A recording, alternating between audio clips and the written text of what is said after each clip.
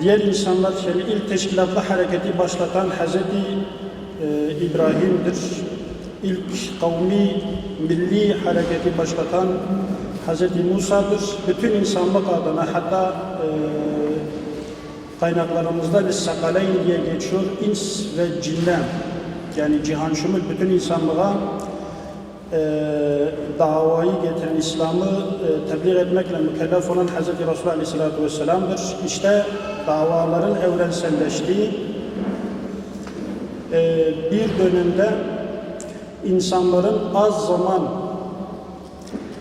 ve az enerji harcayarak daha çok kitlelere ulaşma isteği, zamanımızın bu isteğe sunmuş olduğu çözümün, zamanımızın imkanlarıyla sunmuş olduğu bir çözümdür basın. Mekke döneminde Safa tepesine çıkıp "Ya sabahah" diye seslenme o zamanın şartları dahilinde kitlelere hitap etme versiyonunun düşük bir örneğiydi. Basın ise daha çok kitlelere zamanımızın imkanları da kullanılarak tek bir kişinin bazen bütün insanlığa ulaşabilme imkanını elde ettiği bir araçtır.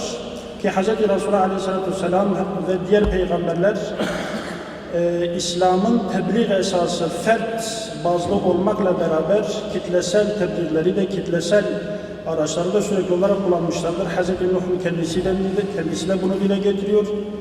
Hz. Resulullah Aleyhisselatü Vesselam da bunu sürekli olarak dile getirmiş. Cuma hutbesinin olması, Cuma namazının olması kitlesel tebliğ yönteminin en bariz şekli, İslam'daki şeklidir. Dergicilik, televizyon ve gazetecilikle beraber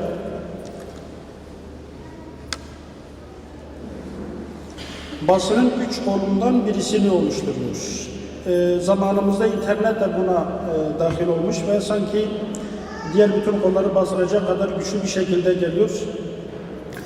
Diğer kollar, yani basının, televizyon ve gazete toplumların algılarını yönetme üzerine bir amaç güderken, öyle bir hedef benimserken, dergi daha çok düşünceye hitap eden bir koldur. İdeolojiyi kabul ettirme, benimsetme, düşünceyi enjekte, düşünceyi aşılama, düşünceyi kabul ettirme üzerine yoğunlaşan bir koldur. O yüzden dikkat ederseniz dergicilik tarihinde dergiye el atanların hepsi kendi ideolojilerini, kendi düşüncelerini, kendi sistemlerini topluma kabul ettirmeye çalışan dava adamları veyahut da kendilerini entelektüel olarak takdim eden, aydın olarak takdim eden ve bir vizyon sahibi olduğunu iddia eden insanlardır. 17. yüzyıldan itibaren Avrupa'da başlamış bir koldur dergicilik, gazeteyle beraber başlamış olan bir koldur. Ama maalesef ülkemize yani varisi olduğumuz Osmanlı'ya diyelim 200 sonra, yani 19. yüzyılda 1860-1850'li yıllarda ancak ülkemize gelebilmiş bir koldur. Tabii dergiciliğin, yani basının bu kadar ülkemize gelişinin ana sebebi olarak matbaanın ülkeye geç gelmesi olarak gösteriliyor. Fakat bu sadece bir sebebidir. Evet, gerçekten matbaanın ülkeye geç getirilmesi, ki bunun politik ve teknik bazı sebepleri var ve haklı bazı gerekçeleri var geç getirilmesinin nedeni olarak. Derginin veya da basının ülkemize gelmesinin önündeki en büyük engel olarak bu gösteriliyor. Fakat sadece bu değil. Genellikle icatları doğuran ihtiyaçtır. Yani insan ihtiyaç duyduğu zaman bir icat ortaya koyar. Şimdi Avrupa'da biliyorsunuz devletleşme çok yakın dönemde gerçekleşmiş olan bir şeydir. Yani kantonlar her birisi kendi başına, yani bir adamın ağalık olarak hüküm sürdüğü ve diğer bütün kantonlardan bağımsız olarak yaşadığı, iletişimin neredeyse sıfır olduğu bir sosyal iletişimin çok az olduğu bir coğrafyadır Batı toplumu. Batı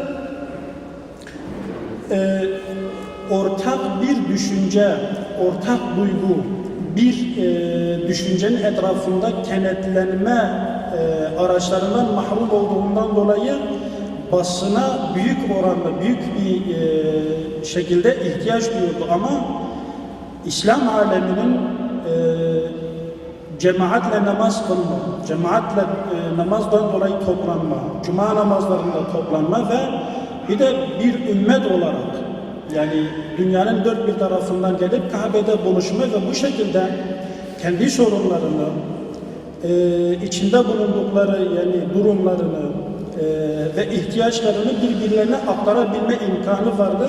Dolayısıyla o zamanın kıt imkanlarıyla sunulabilen basına fazla ihtiyaç duymadıklarından dolayı, yani basının ülkemize geç gelmesinin tek bir nedeni sadece matbaa değil, İslam ümmetinin buna aşırı bir şekilde ihtiyaç duymamasıdır.